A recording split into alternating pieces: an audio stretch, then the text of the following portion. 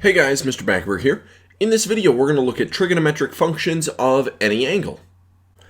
Now, because we're dealing with angles being plotted out on a coordinate grid, we can also kind of think about angles being formed by points. So let's say that theta is an angle in standard position whose terminal side includes the point 5, 3. Then we want to use that information to help us find the 6 trig functions of our angle theta. So we said that our angle is in standard position, meaning that the initial side corresponds with the positive x-axis, and the terminal side, it says, has the point 5, 3 on it somewhere. So what we can actually do with this is we can take this information and sketch out a triangle. From this point 5, 3, I could drop down a vertical side, and that creates a right triangle within my picture. Now, since 5 is the x value, that means this distance going across the x-axis is 5. And since 3 is the y value, that means this vertical distance going up is going to be 3. Now, in order to find the length of the hypotenuse, we're going to have to do the Pythagorean theorem. So we would do 5 squared plus 3 squared equals our x squared. 5 squared is 25, 3 squared is 9, so we get 34 equals our x squared. But if I square root both sides, then I get an x value of the square root of 34. So this distance along the hypotenuse of my triangle is the square root of 34. So now I can take all of that information and I can do my trig things with that. Now this angle down here in the bottom corner, that's going to be our theta since we're in standard position. So if I want to do the sine of theta, then I have to take my opposite side 3 over my hypotenuse of the square root of 34. Now if I want to rationalize that, then I should get 3 root 34 over 34.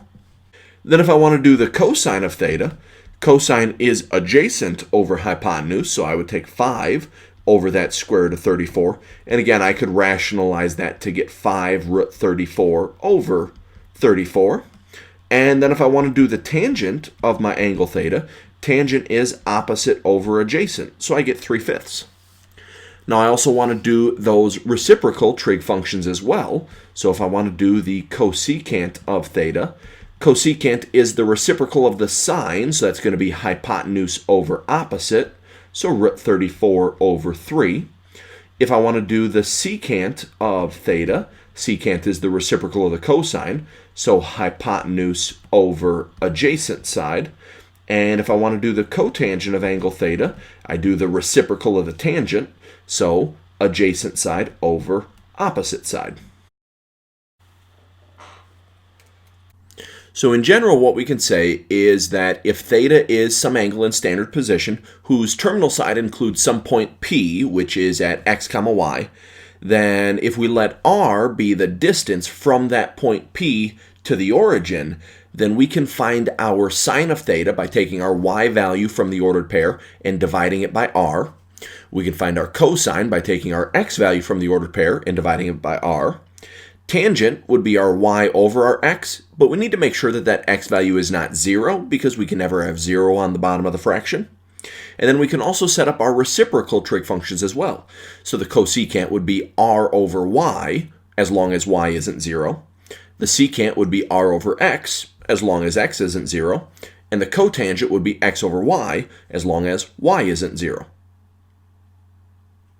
So as we take a look at this example, we've got our theta in standard position again, and the terminal side is going to include the point -4, 3, and we want to find our 6 trig functions.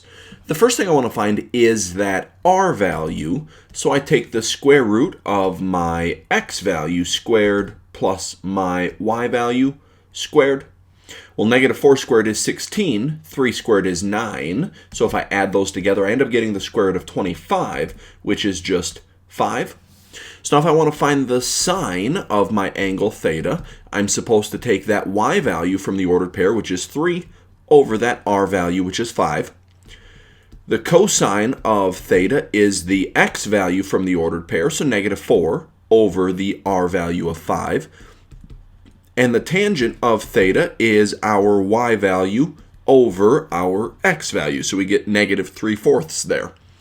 Then we also have to do our reciprocal functions. So the cosecant of theta, we take that r value over the y value. For the secant of theta, we take the r value over our x value. And for the cotangent of theta, I take the x value over the y value. Now, in the last two examples, we were given an ordered pair to work with rather than an angle, and having that ordered pair, or having that point, gave us enough information to be able to figure out those trig ratios. But now in this case, we're going to take a look at an angle, and specifically a 315 degree angle, and we're going to try to figure out our trig functions based on that angle. Now the first thing I'm going to do is try to draw a picture of what this angle would look like. Now we're going to draw it in standard position, meaning that I'm going to put the initial side along the positive x-axis, and this is a positive angle, so I'm going to rotate counterclockwise. Now if I went a quarter rotation, that would be a 90 degree angle. If I went half of a rotation, that would be 180 degrees. 3/4 of a rotation is 270 degrees, so we're getting closer to 315. I'm going to have to go a little bit past that 275 to get my 315 degree angle. Now we should know that a full circle is 360 degrees. So if I look at what's happening in here, we've rotated 315 degrees. So if I think about drawing a triangle in here, then this little angle that's created inside of this triangle ends up being a 45 degree angle because we rotated 315 degrees, so we would need 45 more degrees in order to get to 360. Now this is a right triangle, and with that 45 degree angle in there, that means that this other angle down here also has to be a 45 degree angle. So this actually ends up being one of our special right triangles, a 45, 45, 90 triangle. And what we know about 45, 45, 90 triangles is that the lengths of the legs are the same. So because the length of these legs are the same, then I can actually pick any general point along this terminal side to help me out, as long as the x length and the y length are exactly the same. So if I just pick a point out here, and I'm just going to say that that's the point 1, -1. So it's got an x length of 1, and it's got a y length of 1, but because the y side is going down, it ends up being -1. So I could label this horizontal side as 1. I could label this vertical side as -1. Now as far as that hypotenuse goes, using what we know about special right triangles, if these are the x values, or if the x value is 1, then the hypotenuse is that x value times the square root of 2. So that hypotenuse is just going to end up being the square root of 2. Now this triangle that we've drawn is called a reference triangle, and I can use what I know about that reference triangle. And even though that reference triangle only has a 45 degree angle in here, I can still use what I know about these special right triangles to help me evaluate this 315 degree angle.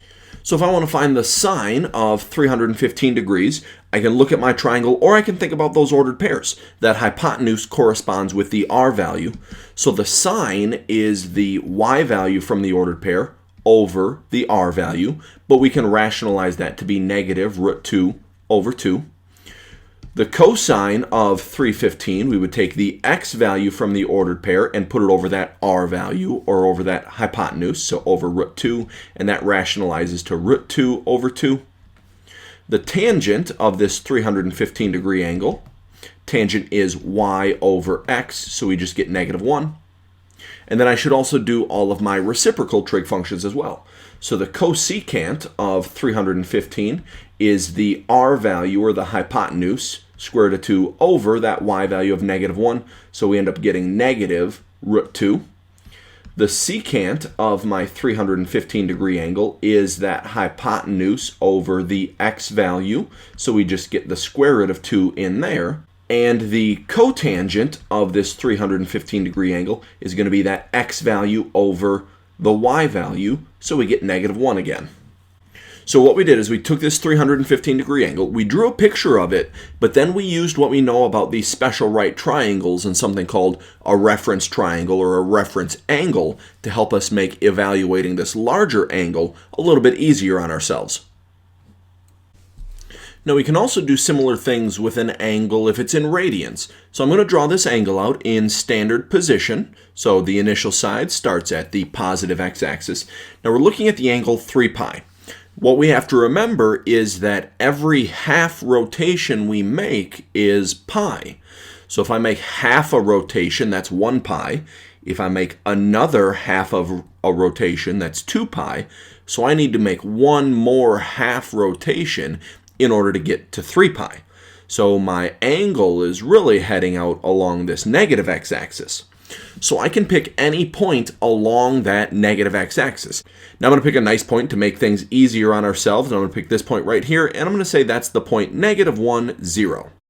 Now, as far as how this point is drawn out, it's hard for me to draw a triangle based on this information. So I'm going to think about what we were doing before as far as finding that r value. So I'm going to take the square root of that x value squared plus that y value squared.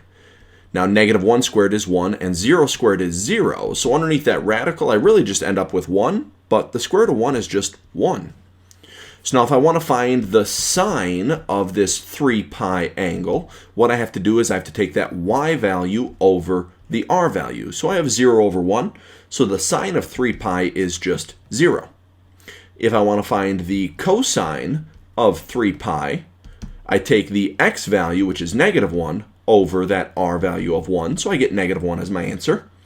For the tangent of this 3 pi angle, I have to take my y value over my x value, so I get 0. Now, for the cosecant of this 3 pi angle, I take the r value over the y value. But I can't have 1 over 0, so this cosecant is actually undefined. Now, if I want to find the secant of this 3 pi angle, I take the r value over the x value, so I get -1. And if I want to find the cotangent of 3 pi, I take the x value over the y value. And again, I'm getting 0 on the bottom of that fraction, so this one is also undefined. That's going to be it for this video. Thanks for watching.